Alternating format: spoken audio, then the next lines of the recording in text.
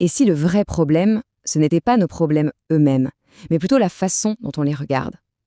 C'est exactement ce qu'on va explorer ensemble. Voir comment un simple changement de regard peut nous libérer complètement du poids du blâme et nous redonner en fait les commandes de notre vie. C'est une question qu'on a tous en tête à un moment ou à un autre, n'est-ce pas? Est-ce que c'est de ma faute? Le problème avec cette question, c'est qu'elle cherche un coupable. Et en faisant ça, bien souvent, elle nous coince dans une posture de victime où on pointe du doigt les autres ou les circonstances.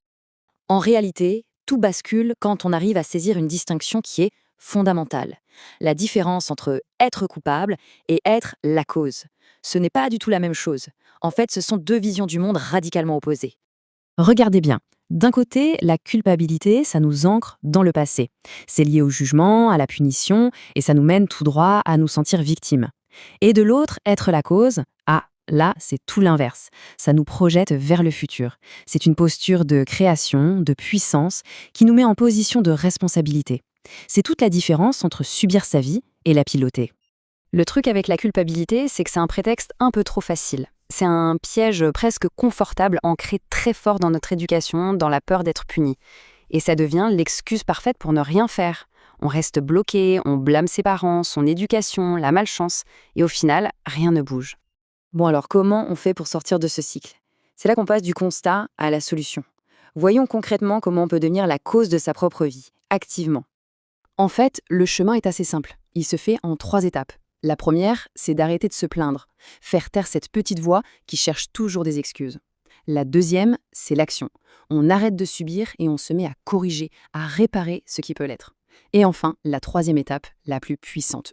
On assume le résultat, qu'il soit bon ou mauvais. Là, on n'est plus dans la philosophie, on est dans un vrai plan d'action. Et là, on touche à quelque chose de crucial, l'énergie. Toute cette énergie qu'on perdait à se plaindre, à ruminer, à se battre contre la réalité, eh bien d'un coup, elle est de nouveau disponible. On peut enfin l'utiliser pour construire, pour avancer. C'est une libération de puissance assez incroyable.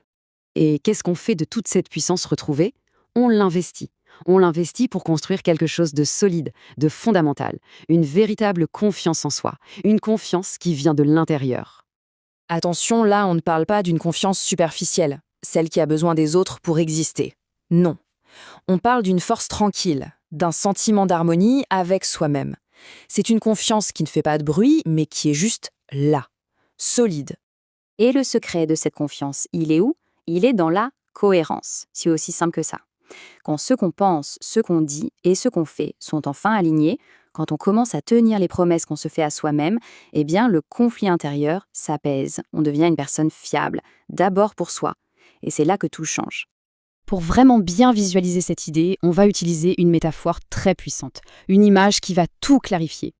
Imaginez que la vie, c'est un immense océan. Il y aura forcément des jours de grand calme, mais il y aura aussi, c'est inévitable, des tempêtes, des défis, des imprévus.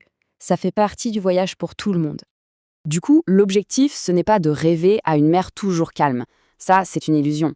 Le véritable but, c'est de devenir un bon marin, d'apprendre à connaître son bateau, à lire la météo, à tenir le cap quoi qu'il arrive. Et voilà, être la cause, c'est exactement ça. C'est être le capitaine de son propre navire.